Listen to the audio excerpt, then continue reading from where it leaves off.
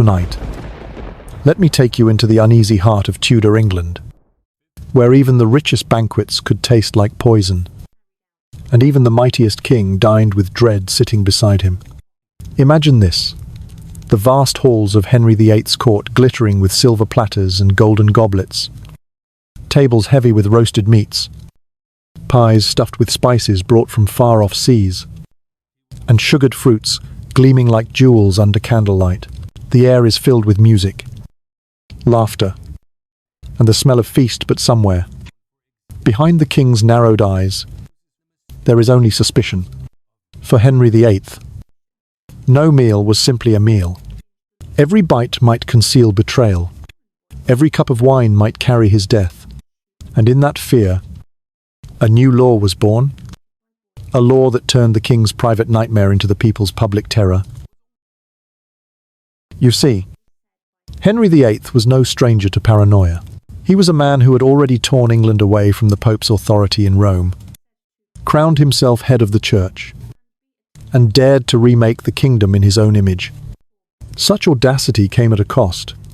His enemies multiplied in shadows, noblemen who despised him, clergymen who defied him, and even members of his own court, who whispered that he had gone too far. Poison, subtle and silent, seemed the perfect weapon for those who wanted the king gone without raising armies. And so, each evening, before the king dared touch his food, another man would taste it first. A toast de tister. Imagine the tension of that role, to sit before steaming platters of royal delicacies, to chew slowly while the king's eyes bore into you, to wonder if the flavour lingering on your tongue would be the last sensation you ever knew. Henry's fear was not entirely irrational. Poisonings, while rare in England, carried a terror greater than sword or gallows. To be stabbed or hanged was at least a death one could see coming.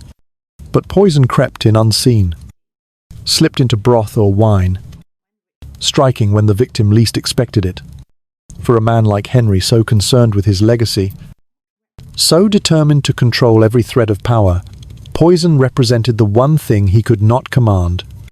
It was death without warning, humiliation without remedy, and it haunted him more than open rebellion ever could.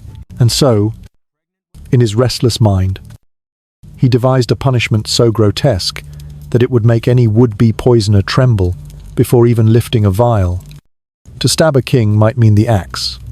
To betray him through poison meant something far worse: to be boiled alive, lowered into scalding water while a crowd looked on. It was not only execution, it was theatre. A message written in steam and screams, "If you dare to corrupt my food, I will corrupt your flesh before the eyes of the nation." This was Henry's law, and through it, he transformed his private dread into public spectacle. But a law, however brutal, is only remembered when it is carried out. And before long, opportunity arrived.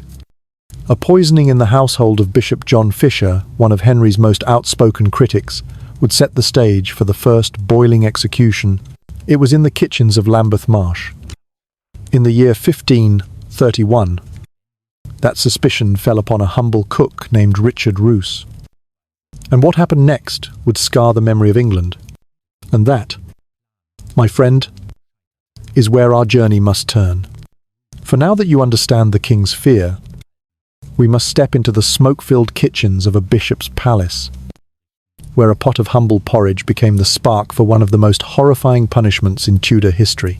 Picture the banks of the Thames on a cold February morning in the year 1531. Mist drifts low across the marshes near Lambeth, curling around the rooftops of the Bishop of Rochester's London residence. The great cathedral bells of the city toll faintly through the fog, their notes mixing with the creak of carts and the calls of hawkers on the distant streets. Inside the palace, the fires of the kitchen already burn, and the air is thick with the sharp scent of smoke, yeast, and boiling broth. Here worked a man named Richard Roose, also called Richard Cook, a servant whose duties were humble yet essential. Day after day, he stirred pots of porridge for the poor, who came seeking charity at the bishop's gates. And day after day, he fed the household of the venerable prelate. John Fisher. To many, Fisher was more than a churchman. He was a symbol of defiance against Henry VIII, a man who dared to resist the king's break from Rome and his pursuit of a divorce from Catherine of Aragon. Fisher was stubborn, incorruptible, and deeply pious. His sermons thundered against tyranny, and his letters whispered loyalty to the Pope. In the eyes of the crown, he was an enemy cloaked in holiness. It is in this tense setting that our story deepens. On that February day, Fisher himself was fasting and did not eat. But his household and the poor at his door did. Bowls of porridge were carried steaming from the kitchen. They looked ordinary enough, pale and simple, yet within them lay the substance of tragedy. Two people who tasted it: Bennet Kerwen, a gentleman in the bishop's service, and Alice Trippitt, a poor woman who had come begging for food, soon collapsed in agony. Their breaths grew ragged, their bodies convulsed, and before long, they were dead. 17 others who ate from the same pot became gravely ill, writhing in pain and fearing the same end. Now pause for a moment and imagine the panic spreading through that great house. Servants rushing, voices raised, the bishop's brother demanding to know what had been done. In Tudor England, death was common, yet poisoning was rare and terrifying. It struck not only the body, but also the trust that held a household together. Food was sacred, a symbol of care and community. To corrupt it was to corrupt the very rhythm of life. And so, all eyes turned quickly to the cook, Richard Roose. But the story was not so simple. Roose fled the house almost at once, as if guilt pressed on his heels. And he was soon captured and dragged to the Tower of London. There, under the shadow of its great stone walls, he was interrogated and stretched upon the rack, his limbs pulled taut, joints wrenched. He cried out a strange confession. He claimed he had not meant to kill, only to jest. He said he had slipped into the porridge, a certain white powder, a laxative meant to cause discomfort, not death. It was, he swore, a prank gone terribly wrong. Yet who could believe such a tale, in a kingdom where plots bloomed like weeds in spring? No one accepted that the deaths of 2 innocents and the suffering of many more were the result of a cook's foolish joke. Rumours rushed like wildfire. Some whispered that Roose had been hired by enemies of Fisher, perhaps even by the king himself, or by Anne Boleyn, eager to silence the stubborn bishop. Others muttered that someone else entirely had tampered with the food, using Roose as a scapegoat. Fisher's household was tight-knit, loyal, and deeply religious. Why would a servant suddenly decide to poison them? Unless another hand guided his. In the court of Henry VIII, appearances mattered more than truth. The king's enemies were quick to point accusing fingers back at him. After all, had he not threatened Fisher openly in Parliament, vowing to throw him and his followers into the Thames if they defied his will? Did not Anne Boleyn despise the bishop, who opposed her marriage to Henry? Was it not convenient that Fisher, one of the most vocal defenders of the Pope, had nearly been struck down by poison? The suspicion clung to the air like smoke, and even foreign ambassadors recorded it in letters sent across Europe. Henry, ever conscious of his reputation, moved swiftly. He could not allow himself to be seen as a secret poisoner, nor as a king too weak to punish such crimes. And so he turned the tragedy at Lambeth Marsh into an opportunity. Poisoning, it declared, was no ordinary crime. It was cowardly, unmanly, impossible to prevent, and therefore more dangerous than any other. He convinced Parliament to pass a new law that any man or woman guilty of murder by poison would be judged a traitor and suffer death by being boiled alive. No trial by jury, no appeal to mercy, only the hiss of water, the roar of fire, and the screams of the condemned.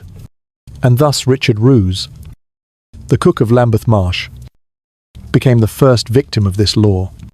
His crime, whether jest or conspiracy, was transformed into theatre for the nation.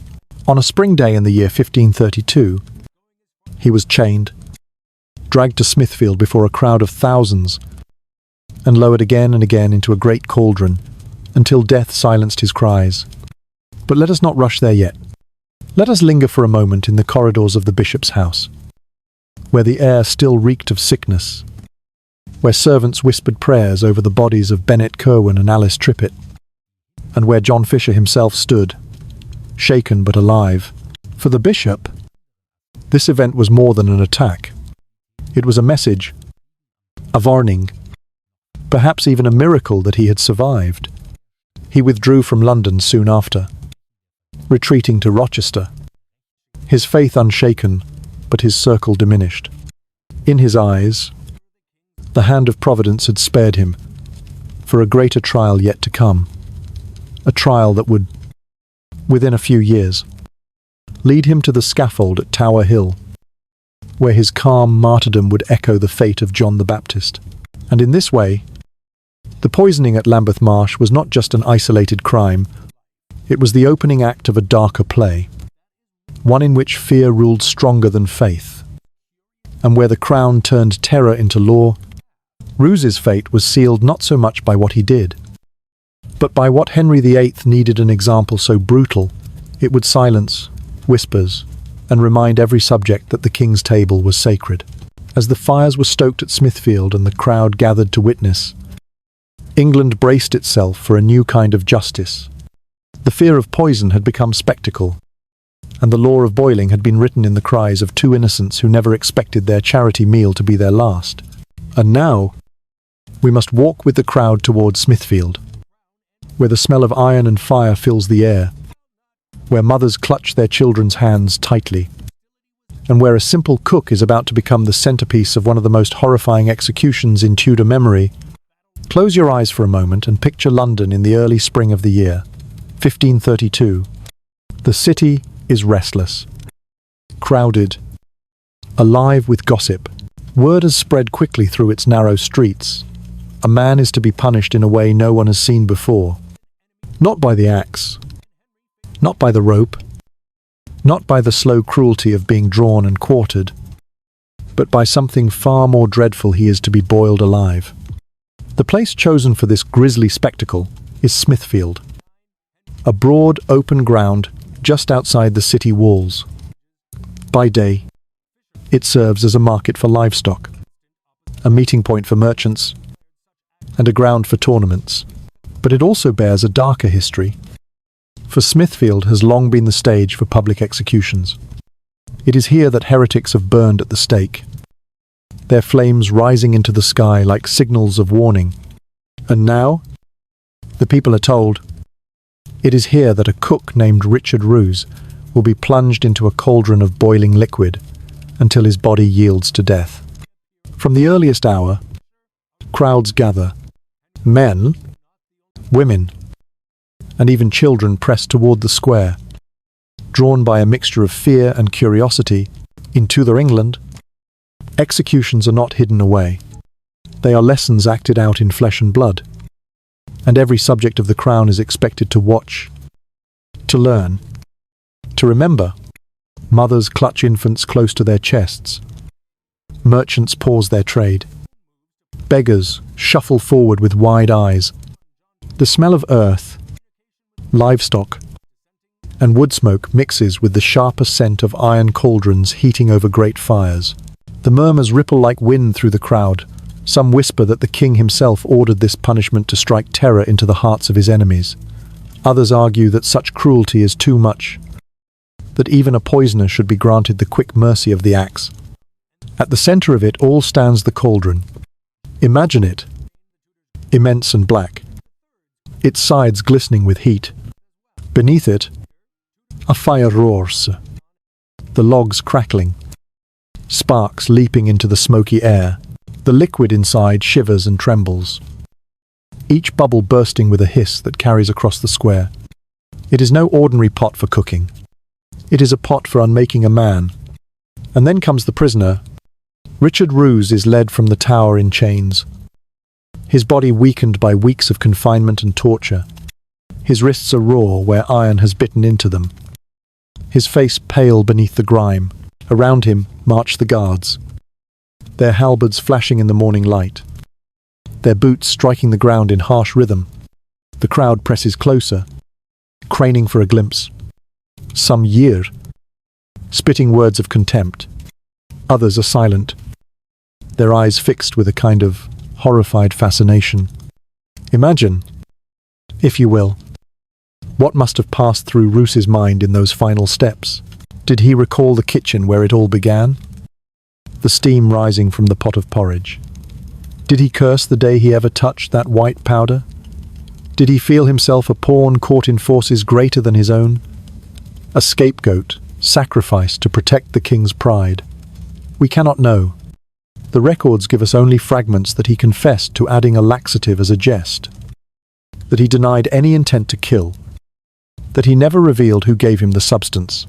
But in that moment, as the cauldron loomed before him, none of it mattered. His fate was sealed. The executioner steps forward.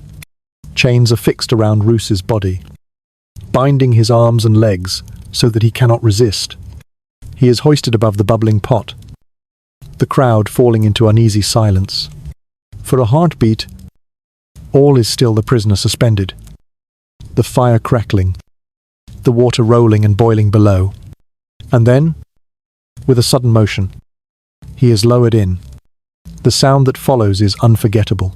Witnesses later wrote that he roared mightily, his screams tearing through the square. Steam rises in clouds, carrying with it the smell of burning flesh.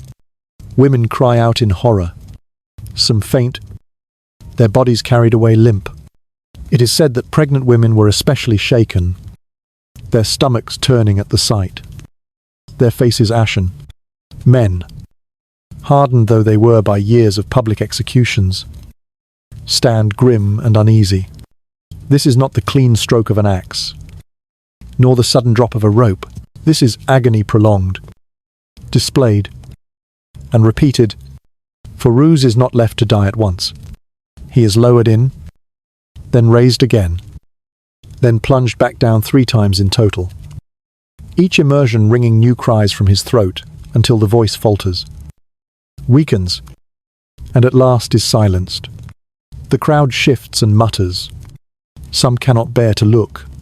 Others force themselves to watch, convinced that this is what justice demands.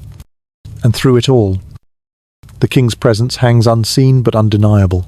Henry VIII does not stand among the crowd. Yet every person knows whose will has brought them here. It is his fear that has been made flesh, his paranoia that has found expression in fire and boiling water. The message is clear: poison is treason, and treason will be answered with horror. When at last Roose is dead, the body is removed, the cauldron drained, the people disperse slowly, their conversations filled with unease. Some say the punishment was just, that such a death is fitting for one who sought to murder by stealth.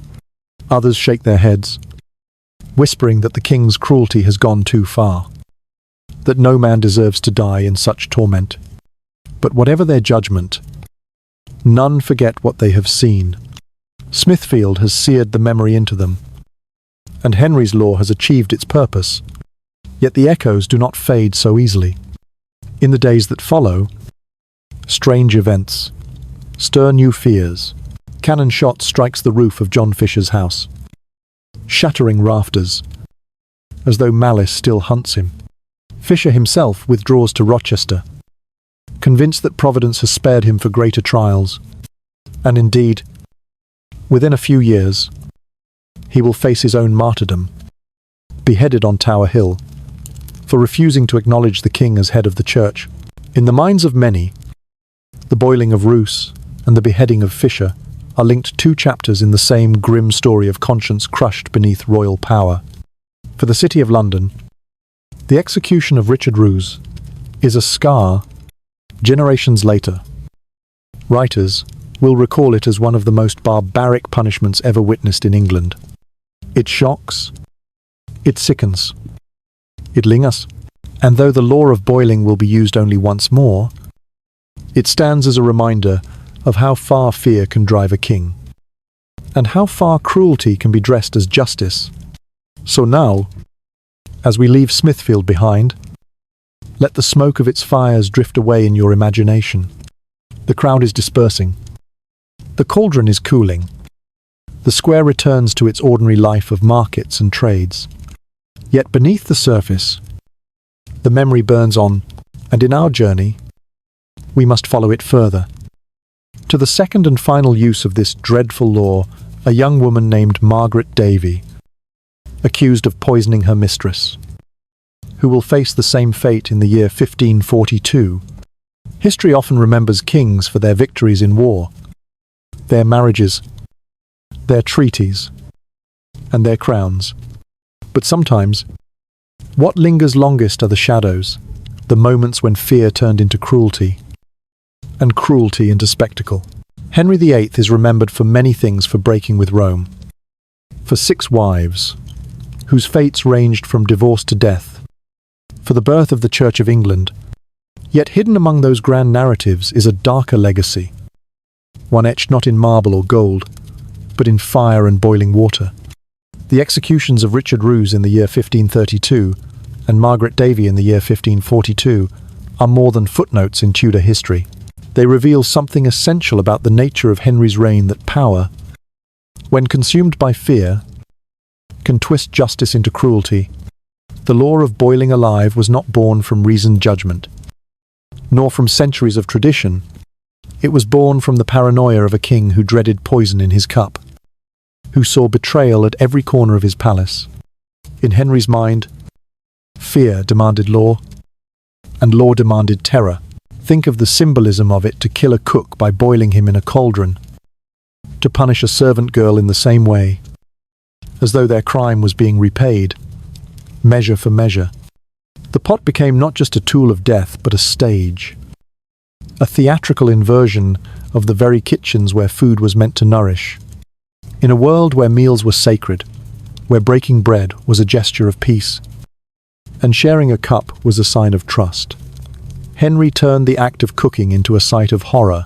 The message was clear: what you poison, I will boil you in.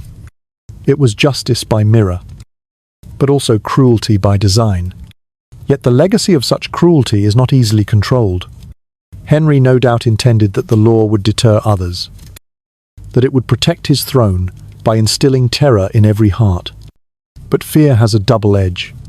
The people who gathered at Smithfield to watch Roose and Davy die did not walk away merely obedient. They walked away shaken, sickened, and haunted. Contemporary accounts tell us that women fainted, that men muttered darkly, that many left the square disturbed rather than impressed. Even in a brutal age, when executions were common and often gruesome, boiling alive was too much. It crossed an invisible line between punishment and barbarity, and that crossing left a scar not only on the victims but on the people who watched. This, too, is part of the legacy, the recognition that cruelty, once unveiled, can turn even loyal subjects into uneasy witnesses. Henry may have believed he was strengthening his authority, but in truth, he was eroding its foundations. His law was repealed within a few years of his death, under the reign of Edward VI, never to be used again. Parliament itself seemed to recoil, as if the memory of steam and screams had proved unbearable even to lawmakers accustomed to harshness. By abolishing the law, they admitted what the crowds at Smithfield already knew, that some punishments dishonor not the condemned, but the crown itself. But Henry's legacy of cruelty did not vanish with the repeal of boiling. It lived on in subtler ways. It lived in the fear of speaking against the king, in the careful silences of courtiers who had seen heads fall and bodies burn. It lived in the stories whispered by parents to children, tales of a king so fearful of poison that he changed the law of the land. Tales of kitchens turned into battlegrounds. It lived in the contrast between Henry's golden portraits, richly dressed, hand upon sword, gaze full of majesty, and the darker truth of his rule, where even a servant girl could be flung into a pot for the sake of his paranoia. When we look back now, century later, it is tempting to dismiss the law of boiling as a grotesque anomaly, a brief experiment in cruelty that vanished with the Tudors. But to do so is to miss the deeper lesson, for history is not only the record of what happened, but of what might happen again. Whenever fear overwhelms reason, whenever power demands spectacle, cruelty can creep back into the heart of justice. It may not be boiling water in a square, but it may take other forms, public humiliations, punishments designed more to terrify than to correct. The faces change. The methods evolve, but the shadow is the same. And so, the legacy of Henry's cruelty is twofold. On one side, it is a reminder of what unchecked fear can do, how a single man's paranoia can rewrite the laws of a nation, and how a king's nightmare can become his subjects' reality. On the other side, it is a cautionary tale, for the law was repealed. The pot was extinguished, and never again did England permit such a death. Out of horror came restraint. Out of cruelty came recognition. And in that recognition, a boundary was drawn. As you reflect on this, imagine once more the scene at Smithfield after Margaret Davy's execution. The crowds disperse. The square grows quiet. The great cauldron stands cooling. Its water darkened. Its fire spent, the smoke drifts into the evening sky, carrying with it the last whispers of a punishment too brutal to endure. Children cling to their mothers. Men walk in silence. Women shudder as they remember the cries. The city exhales, relieved that the spectacle is over, but changed by what it has seen. That image of a law so cruel it repelled even those who watched it is the true legacy of Henry's statute. And perhaps, in a strange way, Margaret Davy and Richard Roose achieved something neither intended. By dying in such torment, they forced a reckoning. Their deaths showed England a mirror too dreadful to look upon. And in turning away from it, the nation learned a small but vital lesson, that justice must have limits. And that cruelty, once unmasked, weakens the very authority it seeks to defend. So, as you rest tonight, carry this thought with you. History is not only the tale of crowns and conquests, but also of fears and cruelties, of laws written in haste and repealed in shame. Henry VIII may have left behind castles, churches, and heirs, but he also left behind the memory of steam rising from a cauldron in Smithfield. And in that memory lies a warning that still whispers across the centuries when fear rules the heart. Cruelty is never far behind. When the flames of Smithfield finally dimmed, and the statute of boiling alive was repealed in the reign of young Edward VI, one might imagine that the story ended there. The cauldrons were emptied, the fires banked, and the law tucked away like an ugly experiment, best forgotten. But cruelty does not vanish so quickly from memory. It lingers, reshaping itself into whispers, shaping the way people think about kings, about justice, and about the fragile boundary between law and fear. In the England that followed, the echoes of Henry's statute rippled outward. Elizabeth I, his daughter, would never revive the boiling law, but her reign was hardly free of public cruelty. Heretics still burned at Smithfield Protestant martyrs in her sister Mary's time. Catholic priests under Elizabeth's traitors still faced the grisly ritual of being hanged, drawn, and quartered, their limbs nailed to city gates as reminders of the crown's reach. Yet something had shifted.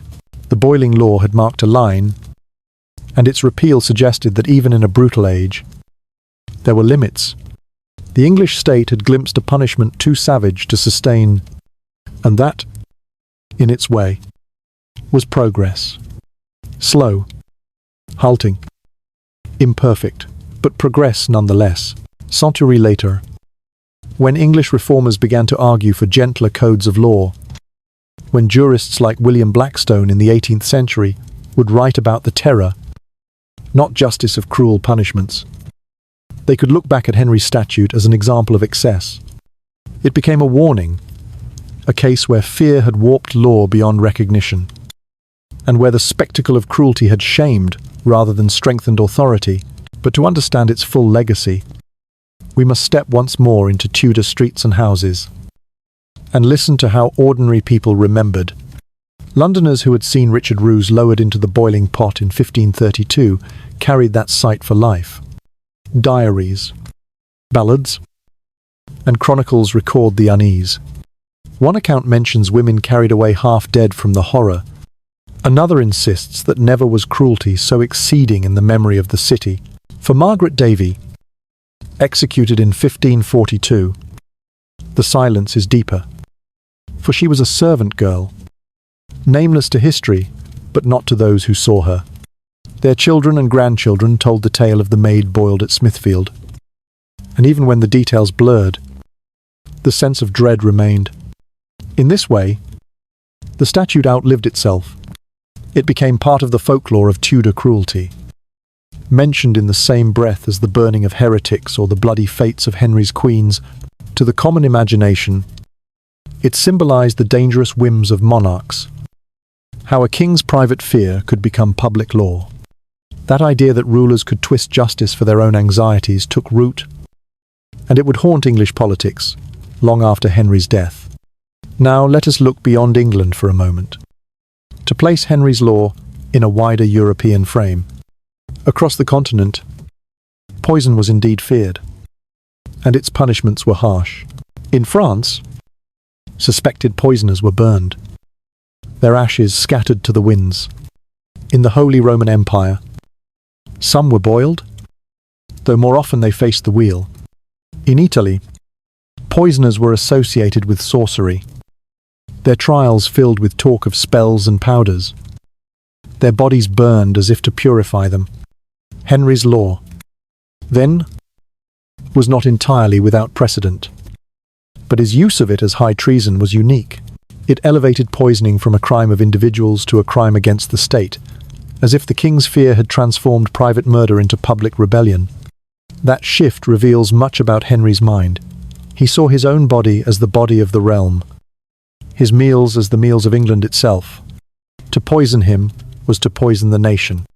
And here lies the true echo, the idea of the monarch as embodiment of the state. For centuries, kings and queens would repeat this fiction. L'état, c'est moi. As Louis XIV of France would later declare, Henry lived it before it was spoken. His paranoia about poison was not only personal, it was political. If he died, the kingdom trembled. If his food was unsafe, the very order of England was at risk, and so he demanded a punishment spectacular enough to match the scale of his imagined danger. But cruelty carries costs. Henry's own reputation, even in his lifetime, was stained by whispers that he was tyrannical, merciless, even monstrous. Foreign ambassadors compared him unfavorably to other rulers, noting his appetites, his rages, his brutalities. The law of boiling alive, used only twice, nonetheless fed that image. It reminded Europe that England's king was willing to go further, to cross boundaries that even hardened princes hesitated to cross. To be feared is useful, Machiavelli once wrote, but to be despised is dangerous. Henry walked that line, and sometimes he crossed it. And what of those who perished in the boiling pots? Richard Roose, the cook of Lambeth Marsh, and Margaret Davy, the maidservant of a nameless household. Their lives were small by the measure of history, but their deaths became symbols. Roose's agony was linked in rumour to Anne Boleyn, whispered to be part of a plot to silence Bishop Fisher. Margaret's end was remembered simply as a dreadful curiosity, the last to be boiled in England. Yet both remind us that ordinary people bore the cost of a king's fear. They were not nobles, not leaders of armies, not voices in Parliament. They were servants, and in their suffering, we glimpse the brutal truth. The power of Tudor justice fell hardest on the powerless. From this too, came an echo. In later centuries, reformers would argue that laws should protect the weak, not crush them. The memory of servants boiled alive, whether accurately remembered or distorted into legend, offered a potent example of injustice. In the 19th century, when England debated the abolition of public executions, critics pointed back to earlier spectacles like the boiling law, insisting that such savagery degraded the people who watched as much as the condemned who died. The line from Smithfield in 1532 to debates in Parliament 300 years later may seem long, but history often travels by echoes rather than straight roads. And what of Smithfield itself? The square that saw Roose and Davy die would go on to witness countless other punishments. Under Queen Mary, scores of Protestants burned there, their names still remembered as the Marian martyrs. Under Elizabeth, recusant priests were hanged there. For centuries, Smithfield remained synonymous with public suffering. Today, it is better known for its meat market, its Victorian architecture, its place in London's commercial life. Yet if you stand there in the quiet of evening, you might still imagine the roar of fire, the murmur of crowds, the hiss of water boiling. The ground remembers, even when people forget. So what is the legacy of Henry's cruelty? It is not only the horror of boiling, nor the repeal of the law, nor the pity for servants who died. It is also the way memory works, how stories of cruelty take root, how they outlive kings, how they whisper warnings into the ears of later generations. Henry's cauldrons remind us that fear can bend law, but also that cruelty, once witnessed, plants seeds of doubt in authority. The statute was abandoned not because Henry wished it, but because the people and the lawmakers who came after could no longer stomach its savagery. And here is the paradox of power. The harsher the spectacle, the shorter its life. Gentle laws endure, because they rest on consent. Savage laws because they rest only on terror. Henry VIII's statute of boiling lived scarcely more than a decade, but the unease it created, the memory it left, lived far longer. So, as you lie in the quiet now, picture the story in its fullness. A king at table, suspicious of his food. A cook in a bishop's kitchen, slipping white powder into a pot. A servant girl accused of betrayal. Fires at Smithfield. Crowds pressing close. Water boiling. Screams rising into the London air. Then silence. Repeal. Memory. History moves on, but the echo remains. And in that echo, we are reminded cruelty is never just a relic of the past. It is a warning, waiting in the present, whispering in the night. The fires of Smithfield may have cooled long ago, but memory is like smoke. It lingers, curling through the cracks of history. Faint, yet persistent. What happened in those squares, the cauldrons, the screams, the uneasy silence that followed did not vanish when the crowd dispersed. It endured, retold by parents to children, by chroniclers in their books, by reformers centuries later who pointed to those horrors as proof that justice must be reformed. The long memory of Smithfield is not about one man or one maid. It is about how a nation learns, forgets, and learns again through the shadow of cruelty. Let us begin with those who recorded the events most immediately. Foreign ambassadors in London, writing back to their masters in Spain, France, and the Holy Roman Empire, often noted Henry VIII's punishments with a mixture of shock and curiosity.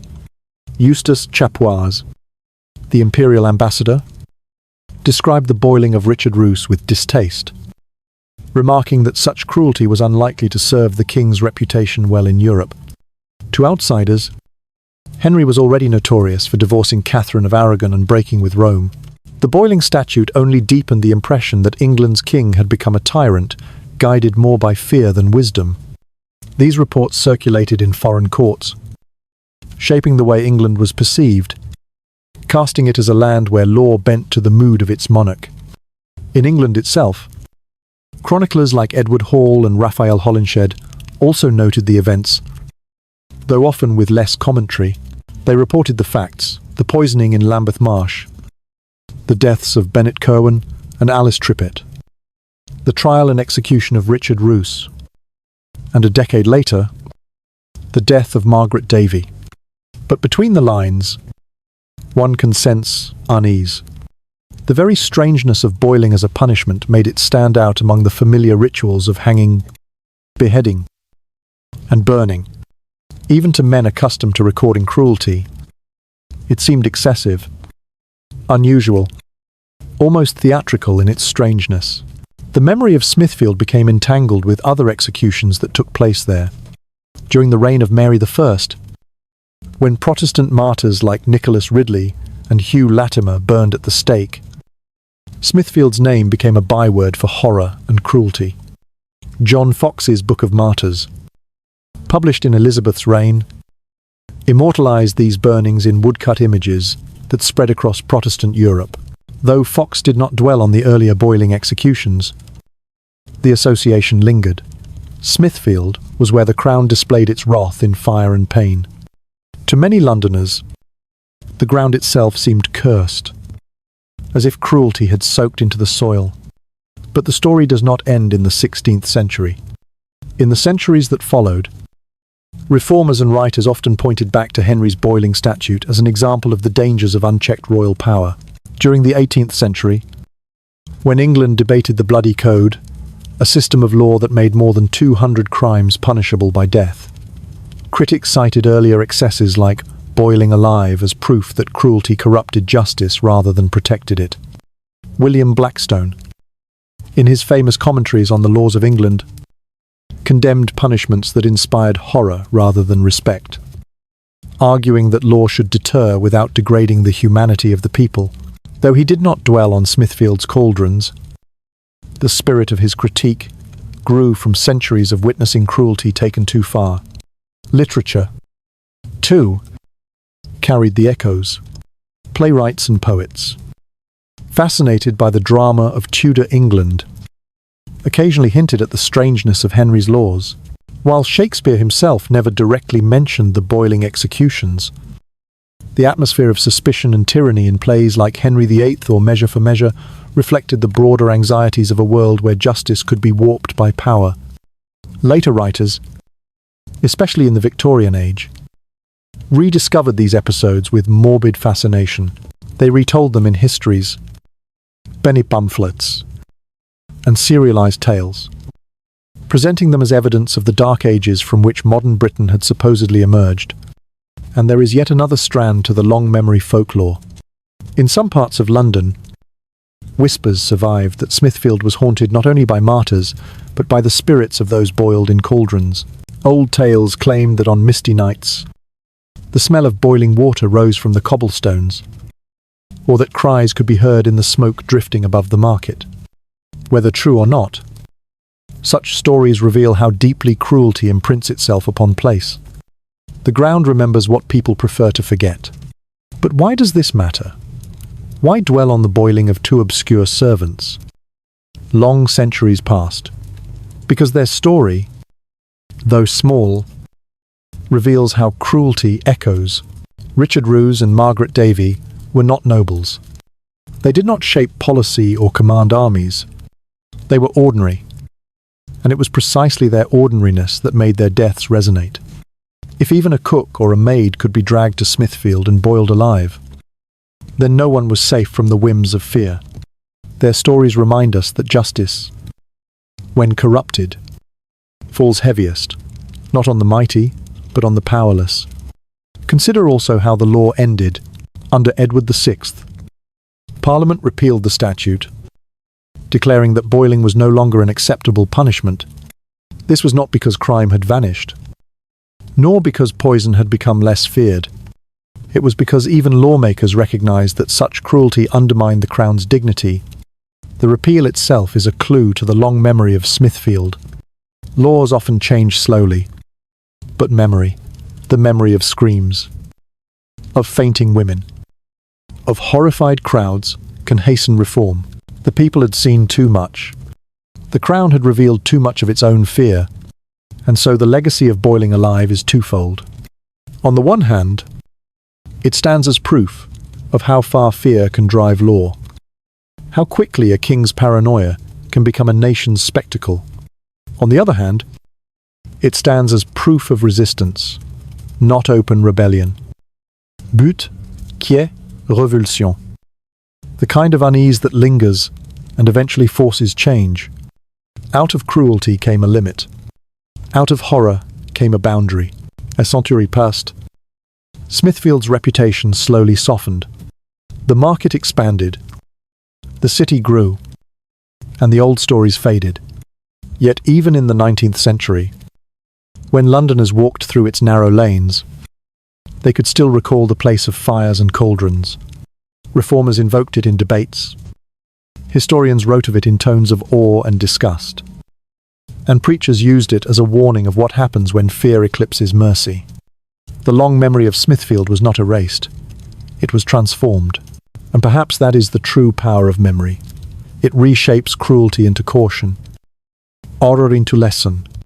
The screams of Richard Roose and Margaret Davy, carried on the smoke of Smithfield, became not just echoes of suffering, but reminders of restraint. Never again would England boil its criminals. Never again would the kitchen pot become a weapon of law. So, as you drift towards sleep, imagine London once more. The cauldrons are gone. The fires extinguished. The market noisy with the cries of butchers and traders. Yet beneath the cobblestones, the echoes remain, not as terror, but as memory, a memory that whispers still, urging us to remember that justice without mercy is only cruelty in disguise. If we step back from the smoke of Smithfield, from the cauldrons and the cries, we begin to see a larger pattern.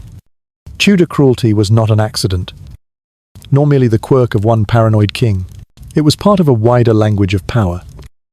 A performance where blood and law mingled with imagination to create authority in an age before newspapers, before radio, before the instant spectacle of modern media. The executions were the stage on which rulers spoke to their people. Henry VIII understood this well. His law of boiling alive was less about punishing two obscure servants and more about telling a story that the king's body was sacred. That betrayal would be met with horror. That the crown could turn fear itself into law. It was brutal. Yes. But it was also narrative. Every immersion of Richard Roose into the cauldron was a sentence in a tale Henry wanted his people to remember. I am the realm. And I will not be poisoned. His daughter Mary I, often remembered as Bloody Mary, also wielded spectacle in this way. At Smithfield and elsewhere, she lit the fires that consumed Protestant martyrs.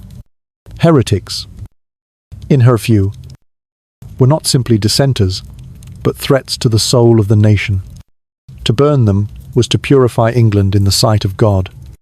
John Foxe's Book of Martyrs immortalized these deaths, turning them into a Protestant scripture of suffering.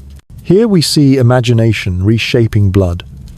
The crown staged a spectacle of holy justice, but the people remembered it as tyranny, and the flames became fuel for Elizabethan propaganda.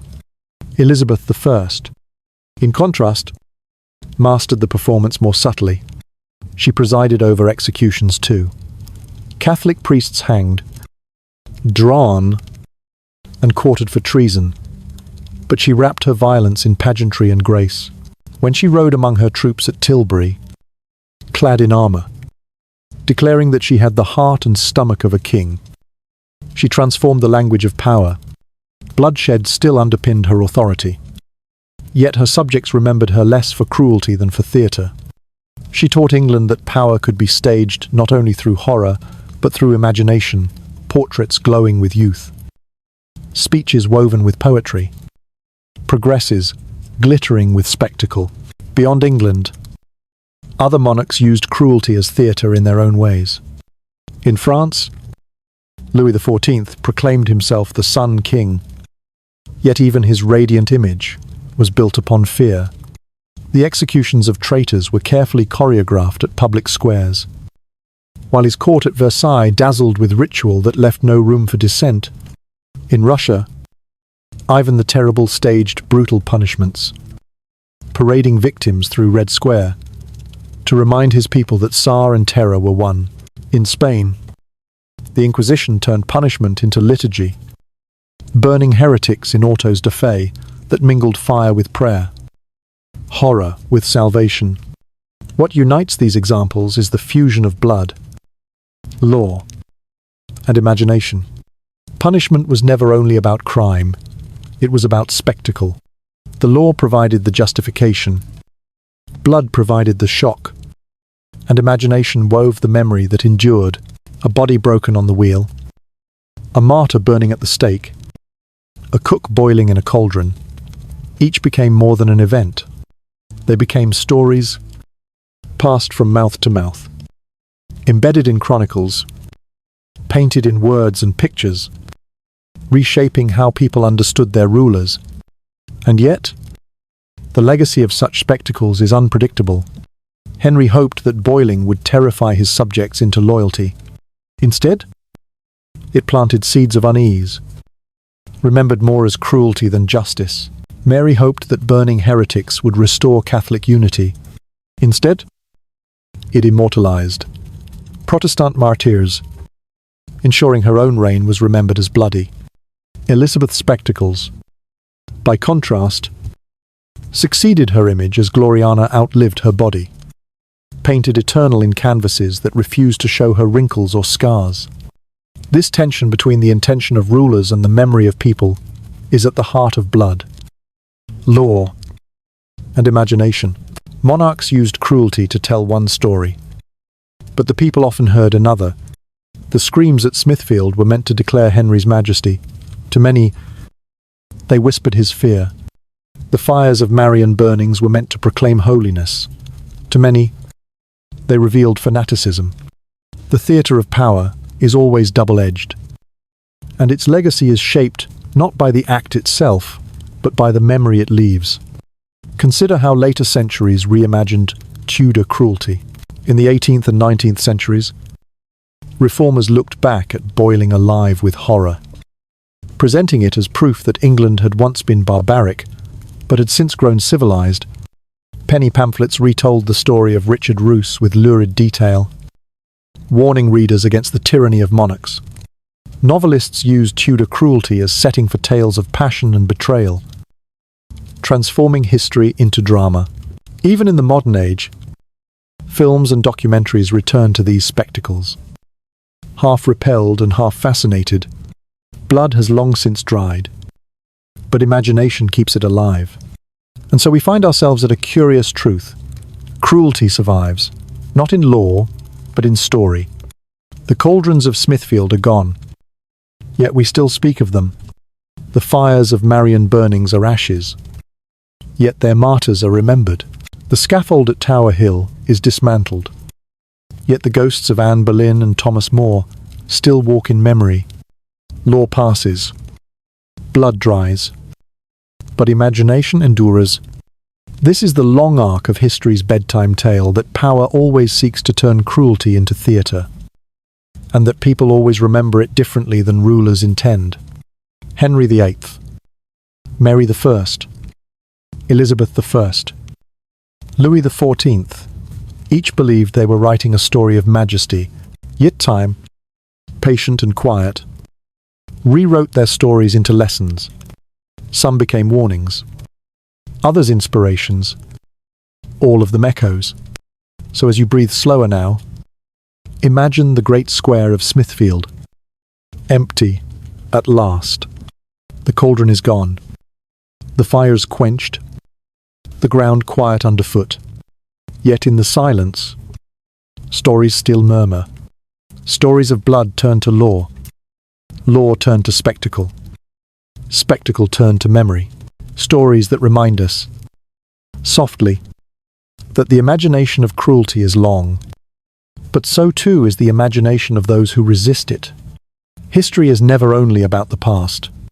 The boiling cauldrons of Smithfield, the flames of Marian burnings, the scaffold of Tower Hill, they are not simply curiosities from a brutal age. locked away like relics in a museum. They are mirrors, held up across time, reflecting truths about human power, fear, and justice. When we listen to the screams of Richard Roose or Margaret Davy, faint though they are across nearly 5 centuries, we are not only hearing Tudor England, we are hearing the echoes of our own world. Consider first the lesson of fear. Henry VIII's boiling statute was born not from careful reasoning but from paranoia, the gnawing dread that a sip of wine might end his life. That dread, carried by one man, reshaped the law of an entire kingdom. Fear magnified by power becomes law, and law enacted with fear becomes cruelty. Is this only a Tudor story, or do we see its shadows today? When governments craft laws in the heat of terror, when societies surrender liberties to ward off unseen threats, the form is different. But the pattern is familiar. Fear still whispers into lawmaking, just as it whispered into Henry's nightmares. Then consider the lesson of spectacle. Public executions in Tudor England were not hidden away. They were meant to be seen, to shock, to teach. Smithfield was not simply a place of punishment. It was a theatre where the crown staged its authority. The boiling pot was as much a symbol as a tool. A grotesque performance, written in steam and screams. And what of us? We no longer gather in squares to watch bodies break. But do we not still hunger for spectacle? Court cases turned into television dramas. Political scandals dissected on 24-hour news. Even tragedies replayed endlessly on social media. These, too, are stages. The body may no longer be boiled in a cauldron, but reputation, privacy, and dignity are often sacrificed to the same public gaze. There is also the lesson of memory. Henry intended his law to instill obedience, but it planted unease instead. Mary intended her burnings to restore faith, but they birthed martyrs who haunted her reputation forever. Cruelty often escapes its authors, turning against them in memory. Today, too, leaders seek to shape narratives, to control the imagination of the public. Yet memory is unruly. Stories slip away from those who create them. A punishment meant as deterrence may later be remembered as injustice. A law written in fear may later be judged as folly. Time, like a quiet jury, always deliberates, and its verdict is often unexpected. We might also reflect on the lesson of the powerless. Richard Roose was a cook. Margaret Davy, a maidservant.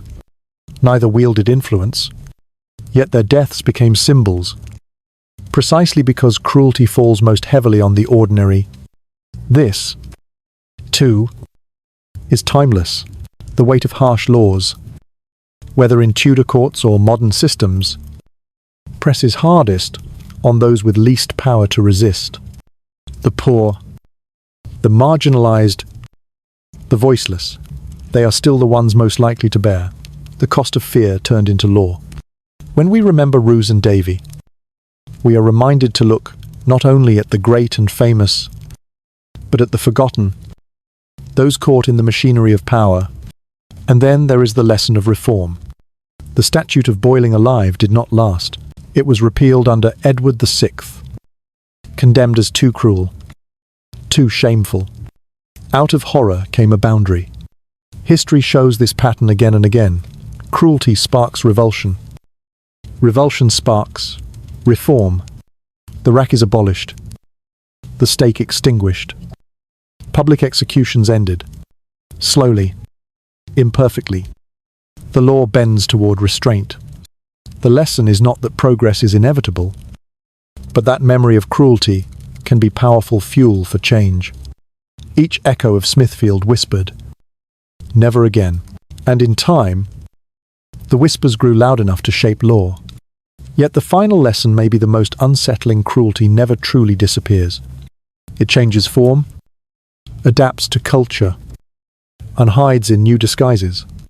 Where once there were cauldrons, now there may be solitary cells.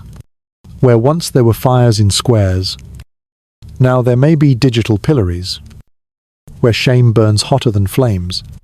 Humanity does not abandon spectacle, it reinvents it. The challenge, then, is not to believe we are free of cruelty, but to recognize it in its modern guises.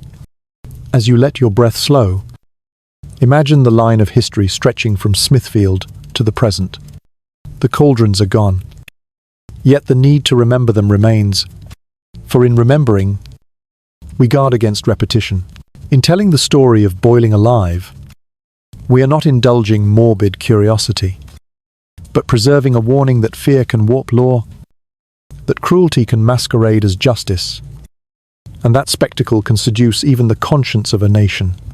Picture now the quiet square of modern London, where Smithfield still stands. The market hums. Trains rumble beneath. Office towers rise nearby. Few who walk there think of Richard Roose or Margaret Davy. Yet beneath the cobblestones, memory stirs, not as terror, but as lesson. The lesson that justice must be tempered by mercy, that law must not be born of fear, that power must be restrained by conscience.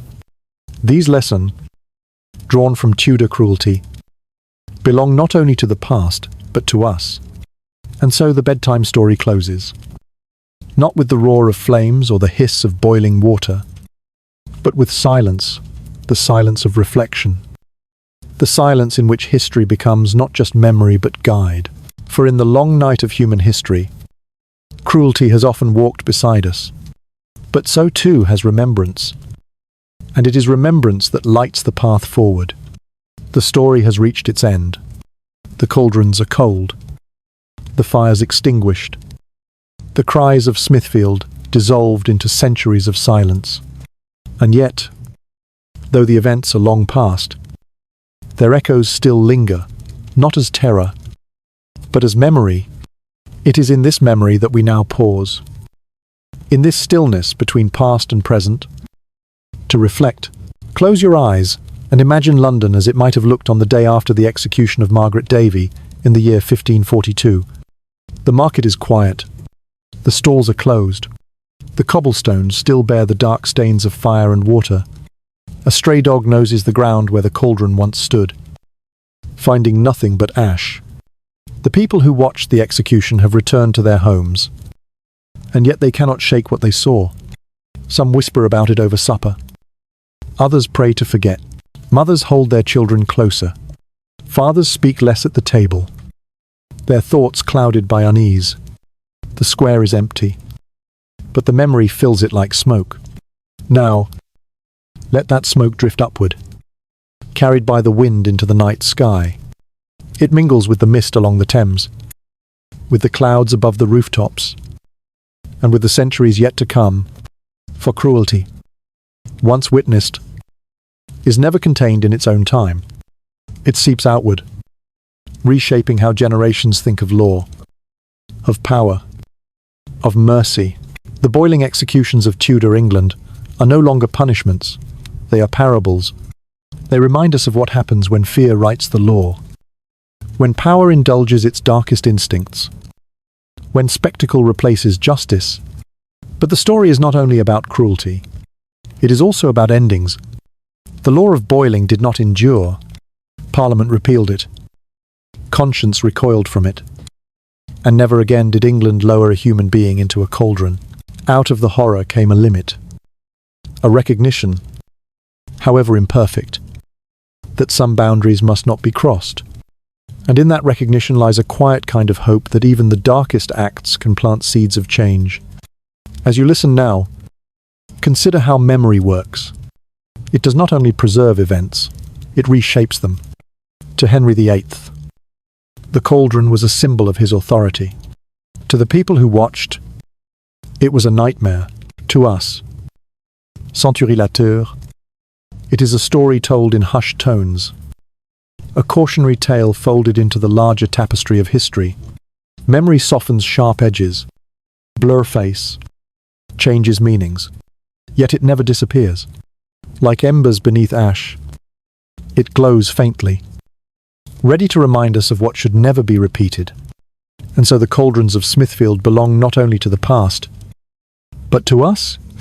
They whisper in moments when fear tempts us to abandon mercy. When power tempts us to abandon restraint, they whisper in the laws we write, in the punishments we permit, in the way we treat the powerless. They remind us that cruelty is easy, but justice requires courage. Now let the story fade further. Picture Smithfield today.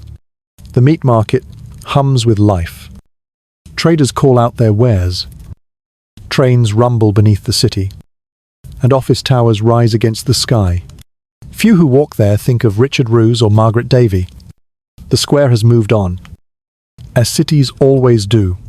Yet if you pause, if you listen, you might still hear it.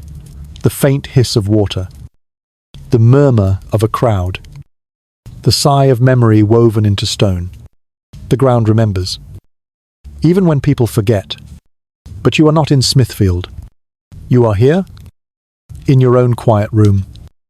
Safe, warm, breathing softly. The shadows on your wall are not the smoke of cauldrons, but the gentle play of light. The silence around you is not heavy with dread, but calm, steady, waiting to lull you into rest. The story of Tudor cruelty has been told, and now it is only a story. Its sharpness has dulled, its terror dissolved, leaving behind only lessons and the quiet assurance that you are far from it, held in the safety of the present. Think of the arc we have traced together, from Henry's fear at his banquet table, to the kitchens of Lambeth Marsh, to the crowds at Smithfield, to the repeal of a cruel law, and finally to the lessons carried across centuries. It is a journey through fire and water, through fear and spectacle, through memory and reform. And now, at the end, it is a journey into stillness. The story rests, and so may you. Breathe in, slowly. Breathe out, slowly. Let the rhythm of your breath carry you away from cauldrons and kings, away from law and spectacle, away from the noise of history. Let it carry you inward, into the quiet sanctuary of your own thoughts. For this is the gift of bedtime stories. They show us shadows, so that we may appreciate light. They remind us of cruelty, so that we may cherish mercy. They carry us through history, so that we may rest in the present. And so, as the last embers of the tale fade, as the last echoes of Smithfield dissolve, you may let go. Let go of Henry, of Roose, of Davy, of the crowd, of the cauldron. Let go of fear, of cruelty, of spectacle. Hold only the lesson that justice must always be tempered with mercy, that memory guards against repetition, that even the darkest acts can light the way to gentler paths. The story has ended. The silence is here. Rest within it.